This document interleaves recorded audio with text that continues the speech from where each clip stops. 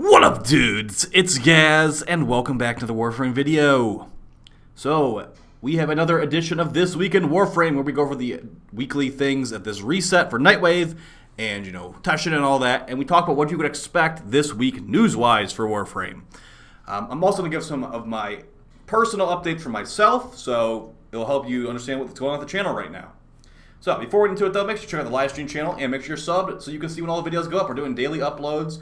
I'm going to try to stick to that as long as possible. So, alright, Nightwave. Let's start her off and we'll talk about updates and stuff near the end. So, we actually have some really crappy Nightwave challenges this week. So, if you are a new player or if you just don't care enough, you can basically skip all of them, I'd say. So, let's go over them anyway. So, the first one is 6. It's called Conservationist. Complete 6 different animal perfect captures on the Orb Ballas. That's going to be involving you catching those wild animals, and it's basically hunting. It's one of the most despised things in the game by a lot of people. But yeah, if you do this, get 6 of them, these 6 different animals, so you can't just catch like a group of pobbers and they'll all count.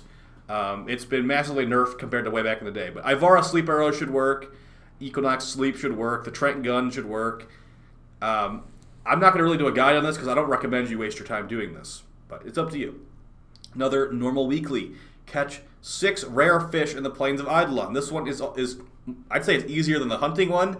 I'd recommend going for Merkrays, or if it's at night, go for Norgs in the middle of the lake. Merkrays are on the sides of the map. Norgs are in the middle, so it's doable. Plunder one of Alan V's secret laboratories on Jupiter. We did go over this a couple weeks ago. It's definitely going to potentially require you like a little YouTube video guide. You can skip this one. You can skip all 3 of these and not feel bad about it if you ask me. But yeah, Secret Laboratory for Alan V. You need to actually complete the mission too. So once you open that lab, it might not count, so you have to beat the entire mission. So like do like a capture or something. Don't do like a survival. Next one, Polarize. Put a weapon, Warframe, or companion, put a forma on them, but not the Simulacrum because spaghetti code is spaghetti. So yeah, just use a forma. Also, if you don't want to form anything, skip this one too. As you can see, we've skipped all of these so far. For a multitude of reasons. This is one that's easy enough that I'd say it's not worth skipping. But hey, if maybe you just really don't like equipping weapons or something. Complete 1 mission with only a single pistol and a glaive equipped. So you could just basically do a capture mission, shoot the capture target guy with your pistol or your glaive, and then extract the mission, and that's like the easiest Nightwave rep ever. Just basically complete a mission as a weekly. If you don't have a glaive, the Zorus does. I think the Zorus should count. That comes from Deadlock Protocol, I believe. That's a story mode glaive right there. So you can just use that with whatever pistol you got equipped. So decent. As far as the 2 elite weeklies, this is one if you're a new player, you can just skip it. It's called Cold Steel. Kill 1,000 enemies on the Steel Path. And remember, nowadays, to unlock the Steel Path, I believe you're going to have to beat all the Zeramon missions. So that's going to require you beating a new war, having a necromech, and doing all that stuff to get access to the arbitration in the Steel Path, which is actually a big progression change compared to back in the day. So, yeah, you can skip this one for sure. And the last one, win 3 rounds in a row without letting the enemy score once in the index. I haven't done the index in a long time, and this is not going to bring me back in. Basically, if you want to do this easily, use like Korra, Strangledome, Limbo, Cataclysm, Stasis. Just makes it so the enemies can't score, and then just do the mission really quickly. And it's not too hard, just annoying. So, yeah, you can pretty much skip all of these, if you ask me. But, killing 1,000 enemies in the Steel Path, I'll probably end up doing that. And then this is just 1 mission with a glaive and a pistol, so not too bad either. Let's move on to the cred offerings we got. We got the evergreen stuff at the top. We've got both Protea alternate helmets. That's nice. Both options for Protea. These are going to require Railjack resources to build, so keep that in mind. And then for other helmets, we've got Lavos' helmet, we've got Saren helmets, Korra helmets, Zaku helmet, that's nice. And we do have Nihil's Enter the Opulette. So if you have Nihil's Opulette, you've already gotten the Vitrica, and you buy this, this is supposed to give you a Riven after you complete it. So basically a 60 Nightwave creds for a Riven, just the lane boss fight as well. And as far as Aura mods, we've got Rifle Scavenger, which is useless. Physique, which is, I used it on a Naros the other day, but it's pretty much useless everywhere else.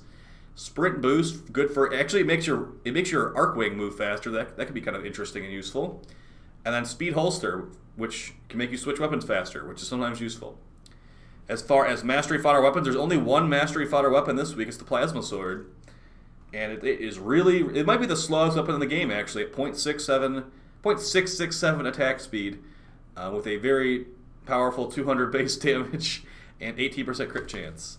For PvP Augment Mods, you've got Power of 3 for Ivara, giving you 3 arrows instead of 1 arrow, but increased energy cost. Double tap for the Latron, giving you increased damage whenever you get shots off, but if you miss, you're going to lose all that damage. And then Singularity for Nyx, which makes your 4th ability absorb, pull enemies in, but you cannot use this. You cannot use 2 Augment Mods with the same ability at the same time. So if you have Assimilate equipped, you could not put on Singularity with Assimilate. So that's something you need to remember if you're going to be thinking about doing that. So as far as Teshin's weekly thing that he rotates through, I believe it's not Umbra Forma, which is all you pretty much need to know. It's like a rifle ribbon or something like that. So, you know, not the most exciting thing in the world. Also, I think it's like 75 steel essence for that rifle ribbon. And so we're supposed to be getting new Incarnate. Let's start getting into the news. Who cares about Teshin? Let's start getting into the news. So there's supposed to be a new Incarnon shotgun and dagger in the future, and maybe even an amp. So I'd say if you're trying to like stack up ribbons for the next update, get melee ribbons and get shotgun ribbons, because the Incarnon dagger will probably be much better than the Incarnon tonfas. And I mean, all the Incarnon guns have been really good so far, so it would be weird if the Incarnon shotgun was randomly bad. So let's go over our invigorations. I'm really hoping for something good. Maybe for frames I actually play, that would be great. You know, just add some fun in there. But yeah, so I am closing on my new house. Oh no, this invigoration. Oh no. Okay, well, let's see what we got. So we got Harrow, 100% range, 25 heal rate. That's actually really good for Harrow. I might use that one. We've got primary crit chance and energy max for Nyx. And then for this unknown character I've never even heard of before, which this must be new or something, because I've never even heard of this character. 200% melee crit chance and 75% sprint speed. Oh wait, isn't this that character that like rides around on a piece of garbage? I don't think sprint speed would work when you're on a piece of garbage, because you're not actually sprinting. And I believe that they also take away your melee while you're on that piece of garbage too. So this might be the worst invigoration possible. I'm trying to think if I could get any worse than this. You know, you're on the Merlina K drive. You can't melee. I don't think sprint speed affects it. It might affect it. So this is just the most useless invigoration ever. Okay, well, whatever. Moving on. We have videos planned this week. I have a, I don't even know what to call it, a story time video potentially coming out tomorrow on some changes that made with the update, which you might find interesting. We're going to have some other videos on, I have to make a Fenmore video still. We're going to make a Fenmore video.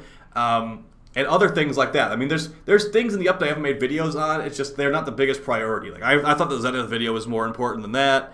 I thought this was more important than that. So, yeah. Basically, a lot of the weapons in the update aren't worth the farm at all. Like the Hespar is not worth it. Aeoloc's not really worth it.